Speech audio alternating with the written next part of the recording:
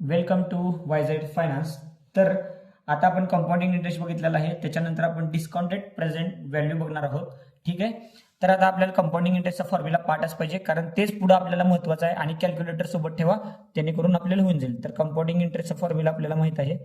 Compounding इंटरेस्टचा formula आपल्याला माहित आहे. काय माहित आहे? ए अमाऊंट म्हणजे P bracket 1 plus R raise to N. तर आपण शिकणार आहोत डिस्काउंटिंग प्रेझेंट व्हॅल्यू. या व्हिडिओमध्ये शिकणार आहोत डिस्काउंटिंग प्रेझेंट व्हॅल्यू. बरोबर. डिस्काउंटिंग प्रेझेंटिंग व्हॅल्यू म्हणजे काय? आता बघा, सेम काय म्हणतात माहिती का, अमाऊंट त्यांनी देते प्रिन्सिपल अमाऊंट. म्हणजे कसं माहिती का, आता आपल्याला 2-3 वर्षांनी समजा 1,00,000 रुपये पाहिजे, तर आता किती इन्व्हेस्ट करायला पाहिजे? 10%, 20% रिटर्न आपल्याला समजा बँक देणार असेल, तर आता किती इन्व्हेस्ट करू जेणेकरून मला 5 वर्षांनी 6 वर्षांनी हे मला 2-3 लाख रुपये देतील. हे असं तसं आहे. म्हणजे काय नाही, प्रेझेंट व्हॅल्यू त्यांनी काढायला सांगतात, फ्युचर व्हॅल्यू त्यांनी देतात 5 लाख 6 लाख त्यांनी देतात आपल्याला.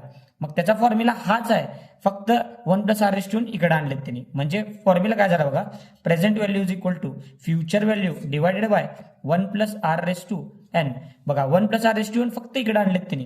हे तुम्हाला कळायला असेल, तुम्हाला आता एक्झाम्पल दिल्यावर 100% कळूनच जाईल. हे बघा, तुम्ही एक्झाम्पल लिहून घ्या. हे बघा, फ्युचर व्हॅल्यू, मी मागचाच एक्झाम्पल घेतो. फ्युचर व्हॅल्यू समजा 16,105.1 दिलेत, 16,105.1 दिलेत. आणि बघा, रेट ऑफ इंटरेस्ट 10% दिला होता वाटतं, 10% पर ॲनम दिला होता. ठीक आहे. आणि नंबर ऑफ इयर्स किती दिला होता? 5 इयर्स दिला होता. ठीक आहे, 5 इयर्स. तर प्रेझेंट व्हॅल्यू काढायचा होता. तर बघा, एफ व्ही किती आहे आपला? 16,105.1. बरोबर. हे आपल्याला 16,105 म्हणजे 16,105 5 वर्षानंतर पाहिजे. तर मी आता किती इन्व्हेस्ट करू, हा क्वेश्चन आहे. हा तुम्हाला कळाला असेल. तर 1 प्लस, आता हा